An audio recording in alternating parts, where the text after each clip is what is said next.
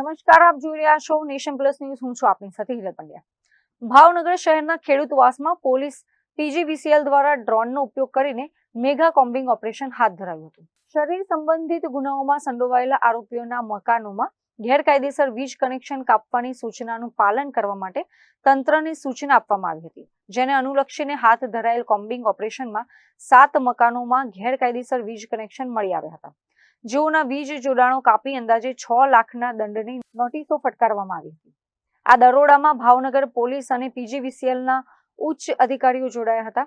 ભાવનગર શહેરના Ghogha road police station વિસ્તારમાં આવેલા ખેડૂતવાસના પોલીસ પીજીવીસીએલની ટીમ સાથે મળીને શરીર સંબંધિત ગુનાઓમાં સંડોવાયેલા શખ્સોના મકાનોમાં સઘન તપાસ હાથ ધરવામાં આવી હતી.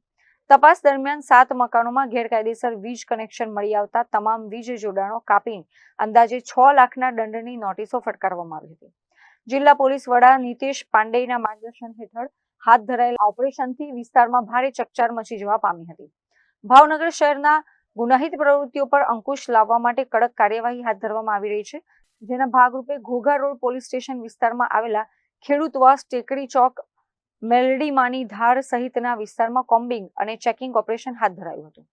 શરીર સંબંધિત ગુનાઓમાં સંડોવાયેલા શખ્સો સામે પોલીસ દ્વારા વિશેષ નજર રાખવામાં આવી રહી છે. આ ઓપરેશનમાં 2 પીઆઈ, 5 પીએસઆઈ, 40થી વધુ પોલીસ જવાનો તેમજ પીજીવીસીએલની ટીમ સાથે કુલ 24 શખ્સોના રહેણાંક મકાનોની તપાસ હાથ ધરવામાં આવી હતી.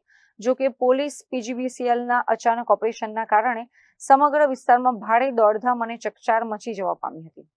પોલીસ દ્વારા કરવામાં આવેલી આ કાર્યવાહીનો મુખ્ય હેતુ શહેરમાં શાંતિ અને કાયદો વ્યવસ્થા જાળવવાનો હોવાનું જાણવા મળ્યું છે. Rajan Gohil, Nation Plus News, Bhavnagar.